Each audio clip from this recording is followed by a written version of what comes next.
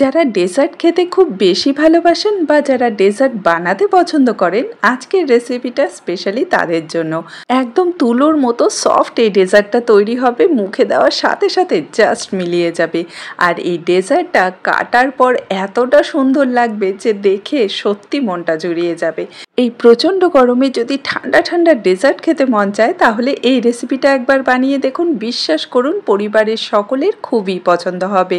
বলতে পারেন এটা একটা ইনস্ট্যান্ট ডেজার্ট রেসিপি, ঝটপট খুব কম সময়েই তৈরি হয়ে যায়। আর এই গরমে আমরা কিন্তু বেশি সময় কিচেনে থাকতেও ভালোবাসি না। খুব সহজভাবে একদম স্টেপ বাই স্টেপ এই রেসিপিটা আজকে আপনাদের সাথে শেয়ার করব, যাতে আপনারা প্রথমবারেই একদম পারফেক্ট এই ডেজার্টটা তৈরি করে নিতে পারেন। তো হ্যালো এভরিওয়ান, কেমন আছেন আপনারা সবাই? আশা করি আপনারা সবাই ভালো আছেন and welcome to my channel. তো আজকের এই রেসিপিটা যদি আপনাদের ভালো লেগে থাকে অবশ্যই লাইক আর শেয়ার করবেন, আর আমার চ্যানেলে নতুন এসে থাকলে চ্যানেলটাকে সাবস্ক্রাইব করে নেবেন। চলুন তাহলে শুরু করি আজকের এই ডেজার্ট রেসিপি। তো প্রথমেই আমি এখানে একটা সসপ্যান নিয়ে নিয়েছি, আর এর মধ্যে দিয়ে দেব আমি 2 কাপ একদম ফুটন্ত গরম জল। আমি এখানে 250 ml এর কাপ দিয়ে 2 কাপ জল নিয়েছি। তো টোটাল আমাদের 500 ml জল এখানে লাগবে। খেয়াল রাখবেন জলটা যেন একদম ফুটন্ত গরম হয়। এবারে এই গরম জলের মধ্যে আমি অ্যাড করে দেব পুরো 1 প্যাকেট জেলি পাউডার। এখানে আমি ম্যাঙ্গো ফ্লেভারের জেলি পাউডারটা নিয়েছি, আর আমি কোন ব্র্যান্ডের জেলি পাউডারটা নিয়েছি সেটা আমি আপনাদের কিছুক্ষণ পরেই দেখিয়ে দিচ্ছি। প্রথমে একটা হ্যান্ড উইক্স দিয়ে এটাকে খুব ভালো করে আমাদের মিক্স করে নিতে হবে, যাতে কোনো রকম এর মধ্যে দানা না থেকে যায়, ঠিক আছে? এই স্টেপটা কিন্তু খুবই ইম্পর্টেন্ট, কোনো জায়গায় যেন দলা না পেকে থাকে সেটা একটু খেয়াল রাখবেন। তো এই যে দেখুন মেশানো হয়ে গেল। আর এখানে আমি এই ম্যাঙ্গো ফ্লেভারের জেলি পাউডারটা ব্যবহার করেছি। আপনারা নিজেদের পছন্দ মতো যে কোনো ফ্লেভারের জেলি ব্যবহার করতে পারেন, আর এটা কিন্তু খুব সহজেই আপনারা যে কোনো লোকাল স্টোর বা সুপার মার্কেটে পেয়ে যাবেন। তো এবারে এই মিশ্রণটাকে আমাদের কয়েকটা বোলে ঢেলে নিতে হবে। তো এখানে আমি 3টা বোল নিয়েছি, আর প্রতিটা বোলে কিন্তু আমি সমান পরিমাণে এই মিশ্রণটা ঢেলে দেব। জেলি তৈরি করার ক্ষেত্রে অনেকের কি হয়, জেলিটা তোলার সময় সেট তো হয়ে যায়, তোলার সময় সেটা ভেঙে যায়। তার একটাই কারণ থাকে যে আপনারা লেয়ারটা খুব পাতলা করে দিয়ে ফেলেন। তো এখানে দেখুন আমি সম্পূর্ণ মিশ্রণটা দিয়ে দিয়েছি। এবারে এই 3টে বোলের মধ্যে আমি 3 রকমের কালার ব্যবহার করছি। এটা পুরোপুরি অপশনাল, আমি ডেজার্টটা একটু সুন্দর লাগার জন্য কালারটা দিয়েছি, ফুড কালারটা। আপনারা চাইলে এটাকে স্কিপ করতে পারেন। এখন কোনো রকম নাড়াচাড়া না করে আমাদের কিছুক্ষণ অপেক্ষা করতে হবে, যতক্ষণ না এই জেলিগুলো পুরোপুরি সেট হয়ে যাচ্ছে।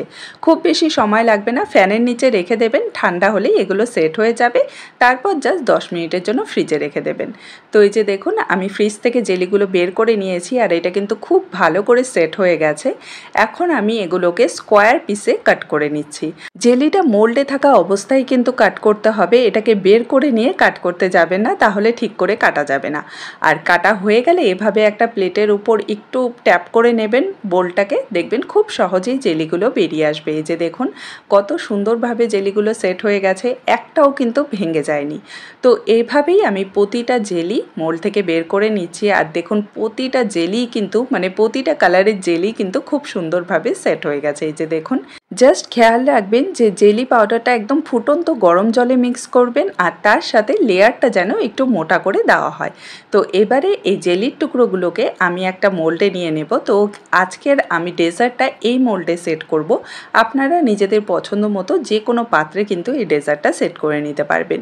আর এখন আমি সমস্ত জেলির টুকরোগুলো এই মোল্ডের মধ্যে দিয়ে দিচ্ছি। এই কাজটা কিন্তু আগেই করে নিতে হবে।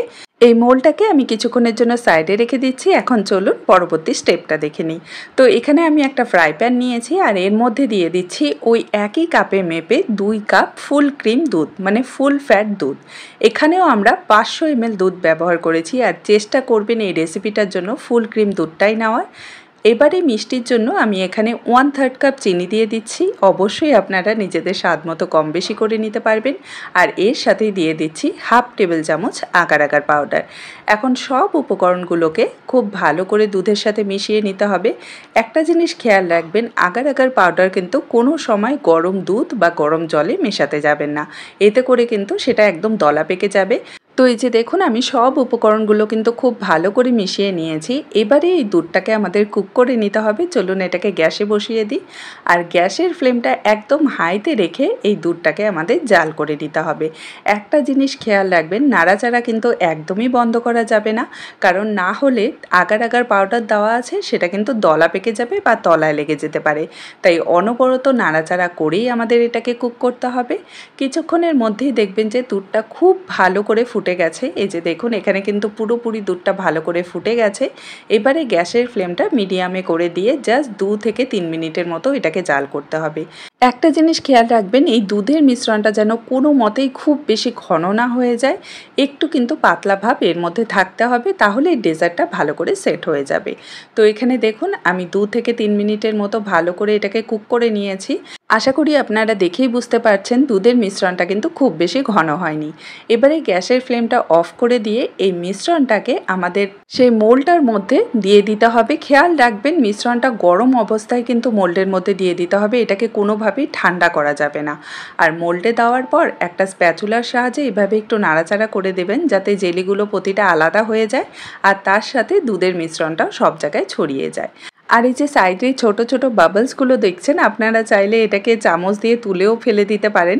আমি এখানে স্প্যাচুলা দিয়ে এভাবে একটু নাড়াচাড়া করে দিচ্ছি, তাতেও কিন্তু বাবলগুলো নষ্ট হয়ে যায়। এবারে এই ডেজার্টটাকে আমাদের প্রথমে রুম টেম্পারেচারে পুরোপুরি ঠান্ডা করে নিতে হবে, তারপর ফ্রিজে 30 থেকে 45 মিনিটের মতো রেখে দিলেই খুব সুন্দরভাবে ডেজার্টটা রেডি হয়ে যাবে সার্ভ করার জন্য। আর এই ডেজার্টটা কিন্তু ঠান্ডা ঠান্ডা খেতেই বেশি ভালো লাগে। তো এই যে দেখুন আমি ফ্রিজ থেকে ডেজার্টটা বের করে নিয়েছি আর এটা কিন্তু পুরোপুরি সেট হয়ে গেছে। এই যে দেখুন খুব সহজ একটা রেসিপি, ঝটপট খুব কম সময়ে তৈরি হয়ে যায় আর উপকরণও কিন্তু খুব বেশি লাগে না। এবারে একটা চাকু দিয়ে আমি সাইডগুলোকে একটু ছাড়িয়ে দিচ্ছি, এতে করে ডেজার্টটা ডিমোল্ড করতে সুবিধা হবে। আর ব্যাস, এই যে দেখুন কত সহজে ডেজার্টটা বেরিয়ে আসলো।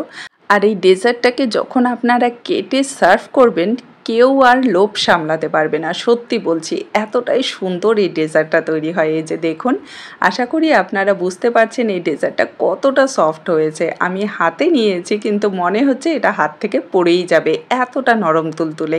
জেলি খেতে কিন্তু বাচ্চারা খুবই পছন্দ করে, আর একবার এই জেলি দিয়ে ডেজার্টটা তৈরি করে দেখুন, তারা এতটাই খুশি হয়ে যাবে যে বানানোর সাথে সাথেই পুরোটা ফিনিশ করে দেবে। আর শুধু ছোটরাই না, বড়রাও কিন্তু এটা খেতে খুবই পছন্দ করবে।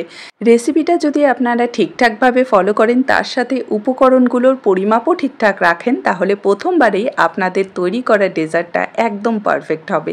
তো আজকের এই রেসিপিটা যদি আপনাদের ভালো লেগে থাকে আমাকে কমেন্টে জানাতে কিন্তু একদমই ভুলবেন না। দেখা হবে আরেকটি নতুন সহজ রেসিপি নিয়ে। ভালো থাকবেন, সুস্থ থাকবেন, বাই বাই।